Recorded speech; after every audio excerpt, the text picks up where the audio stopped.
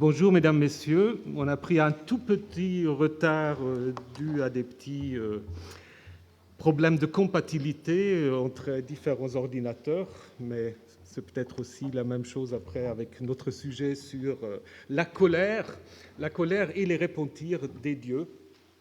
Et c'est peut-être en effet quelque chose qui peut être considéré comme un des attributs les plus importants que les humains ont donné aux différents dieux qu'ils se sont imaginés. Alors, dans les systèmes polythéistes, il y a des dieux qui sont plus spécifiquement liés à la colère. Par exemple, en Égypte, Seth, on en parlera peut-être. Chez les Grecs, Poséidon, qui est aussi un dieu pas très agréable, se réjouissant à embêter les marins et d'autres humains. Vous avez bien sûr aussi des déesses qui ne sont pas toujours très agréables, comme Ishtar, qui peut se montrer d'une colère redoutable, surtout lorsqu'elle n'obtient pas ce qu'elle souhaite. Vous pouvez penser à sa descente aux enfers ou encore à ses avances qu'elle fait à Gilgamesh dans l'épopée. Et bien sûr, la question de la colère ou du thème de la colère n'est pas du tout confiné au monde proche-oriental. En Inde aussi, nous avons une déesse qui est vraiment la déesse qui personnifie la colère, la déesse Kali. Évidemment, si vous passez d'un polythéisme à un monothéisme, que ce soit le judaïsme, le christianisme et l'islam, la question de la colère se pose un tout petit peu différemment, puisque vous avez un seul Dieu qui est censé être responsable de tout. Évidemment, l'exemple le plus parlant, c'est l'histoire du déluge, n'est-ce pas? Si vous regardez dans les textes mésopotamiens, les rôles sont assez bien distribués. Il y a des dieux qui veulent du mal à l'humanité et qui décident le déluge, et puis il y a le bon Dieu qui va en effet avertir le héros, qu'il soit Utnapishtim ou d'autres, Atrahasis, pour échapper justement à la catastrophe que les dieux ont réservée à l'humanité. Donc dans la Bible, évidemment, c'est Yahvé qui joue tous ces rôles. Il est à la fois le Dieu de la colère en décidant le déluge, mais c'est aussi le bon Dieu, entre guillemets, qui va avertir Noé pour qu'il puisse échapper au déluge.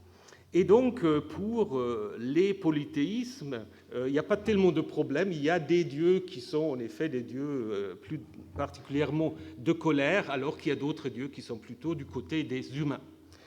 Pour le monothéisme, la question est plus difficile et souvent on considère en fait que le discours sur le Dieu de colère est un problème pour la théologie, surtout chrétienne, mais bien sûr aussi juive si une telle théologie existe, et musulman. N'est-ce pas? Comment en fait expliquer que ce Dieu créateur de l'humanité est aussi le Dieu de la colère? Évidemment, c'est une idée très répandue que dans beaucoup de religions, si ce n'est pas dans toutes les religions, tout ce qui, en effet, est associé à des catastrophes, des maladies, des guerres et d'autres cataclysmes peut être, en effet, très facilement compris, expliqué comme signe de la colère des dieux ou du Dieu. Donc je fais ce PowerPoint ce matin, donc il y a quelques problèmes d'orthographe. On vous a compris. Donc, comment faut-il en effet dépasser cette question? Est-ce que tout mal qui vous arrive est simplement signe de la colère du Dieu, ou est-ce que le Dieu ou les dieux peuvent-ils renoncer à leur colère? Et sous quelles conditions? Nous allons voir quelques exemples. Nous allons aussi voir, durant ce colloque, que peut-être si la colère est une constante, le repentir n'en est pas tellement, parce que nous allons avoir des communications où il y a des dieux qui se mettent en colère, mais qui ne se repentissent jamais. Alors, est-ce qu'il y a aussi le contraire? Est-ce qu'il y a aussi des dieux qui ne se mettent jamais en colère? Nous avons aussi des communications qui peut-être vont suggérer cette idée-là.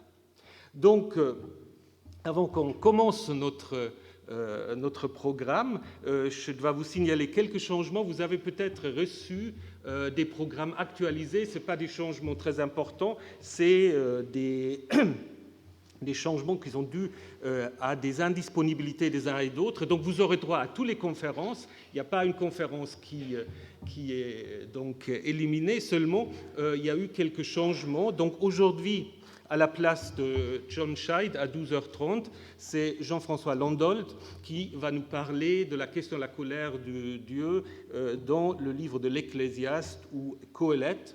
Et à 15h, au lieu de l'exposé de M. Nihan, qui ne peut nous rejoindre que demain, vous aurez l'exposé de Stéphanie Antonio sur le déluge.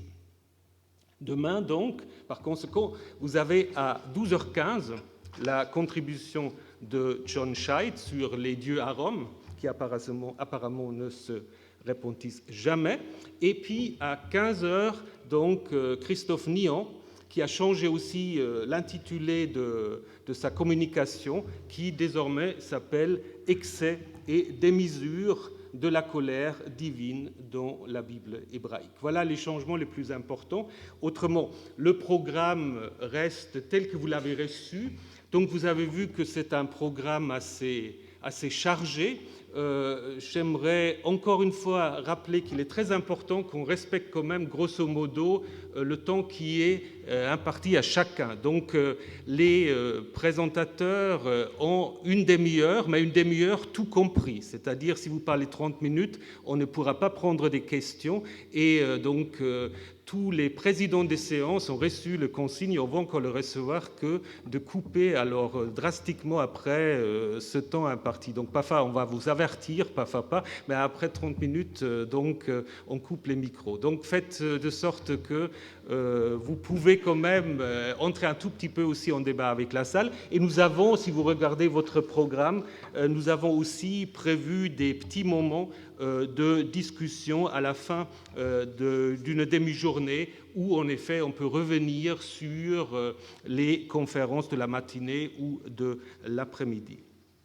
Donc, si tout le monde respecte cela, on ne sera peut-être pas trop stressé ni trop fatigué. Pour tous les invités, les présentateurs, à la fin de cette première matinée, restez ici, on a quelques informations à vous donner. Voilà. Et donc, pour finir, il faut la pub, puisque maintenant, on ne peut pas vivre sans la pub.